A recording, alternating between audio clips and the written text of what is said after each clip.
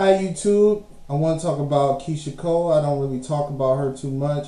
Keyshia Cole is been around since 2005. Her first song was actually produced by Kanye West. I don't know. It spawned a lot of hits from her first album, and now she's coming out with a new album in December. Her first single is featuring Nicki Minaj. It's called I Ain't Through. It's a good collaboration. Nicki Minaj and Keyshia Cole are on equal footing. Keyshia Cole is singing with such an energy. I guess she just gave birth to a baby, and she started a new family. So I think she has a lot to be excited about. She's putting that in her music, and it sounds like it's going to be a surefire hit. I don't know if it's as hot as Let It Go. That was a Missy collaboration, but this is still a welcome collabo with the star of the moment, the hot chick of the moment, Nicki Minaj. Hopefully, her little reign will last longer than 15 minutes. No, not being negative, but because I love Nicki Minaj. Get a lot of you. No, just fine. There's a new Rihanna song called "What's My Name" featuring Drake. It has a Belizean Jamaican style sound to it. It's kind of dance hallish, like Rude Boy, which was the #1 hit for Rihanna. This sounds like it might be a hit. I'm not sure about just the imaging that she's going with, all this bright loudness. I guess it goes with the album. The album's called Loud. But it's a nice song. It's a good collaboration. I think Rihanna's vocals sound really good on this track.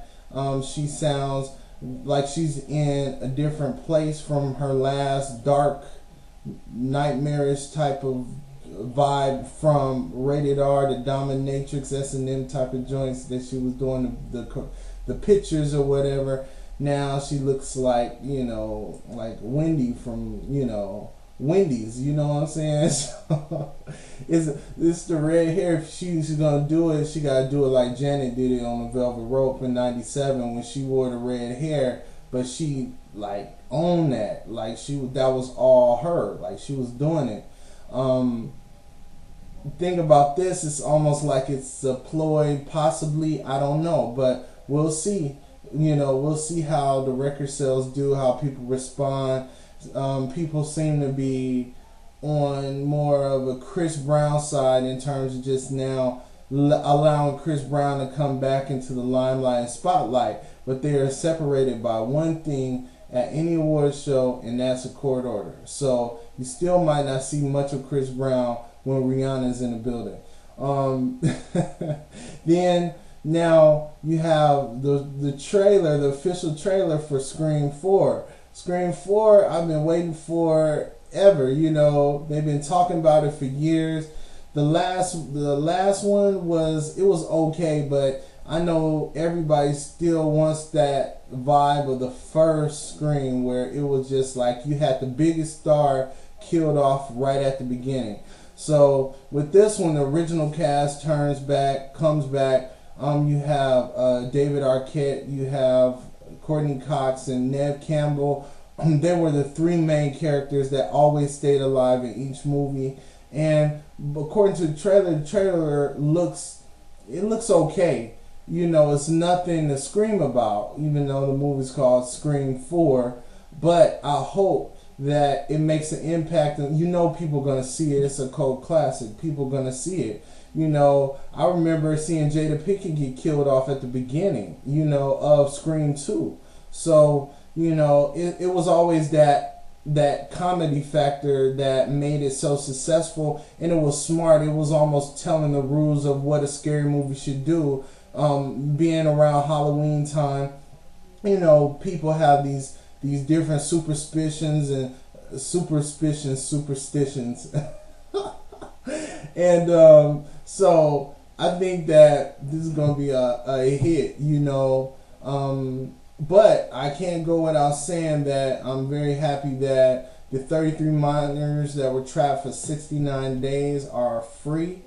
It's amazing that they were so spirited during the whole time. I mean, you had video of them smiling, cheering, laughing, and that shows that, you know, that was in Chile, but that shows that there's a spirit there, there's a heart there that is able to live even in the darkness. And just remember that even in the darkness you can live, and you can think of them as being a beacon of what we should do in our everyday lives. If we're in darkness, smile anyway. Look to the light and see that things will become better. Things will change. They had a 0% chance on the first day, but on the 69th day, they had every opportunity. And to now, they're on their way to having a different type of life, but they're actually heroes. 33 of them, all 33 of them are heroes, because it shows us that no matter what we're going through, you wouldn't want to trade what you're going through with what they went through. And for them to come through and make it, they're actually going to be held in such a high regard. They're going to be in the history books. You're going to see movies made, TV movies, theatrical releases. You're going to see a lot of books written, individual interviews, and you know, there's a newfound fame in that, but it's welcome, because it's a level of hope that we haven't seen in years. I haven't seen that kind of determination and hope in many years. Even when 9/11, over 3,000 people died, and you saw the courage of the firemen and policemen going into the building as it's collapsing. That showed heart. But this is almost of the flip side. Them being trapped and not being able to be free. But they kept their spirit. They didn't die. They didn't die. Their spirit didn't die. And when it comes down to it, God watched out for them. God made that happen. And that we should just all remember that. So just let me know what you think about, let me do a recap, because I kind of put everything up in this video. I had a lot of topics. Do a recap on what you think of the Keyshia Cole, Nicki Minaj collaboration, the Rihanna and Drake collaboration, as well as the Scream 4 preview, and as well as the best story of all is the minors that are free now and are with their families. Thank you so much. Talk to you later. Check out my site, DarrellEntertainment.com. I'm shooting a movie. Talk to you later. Peace.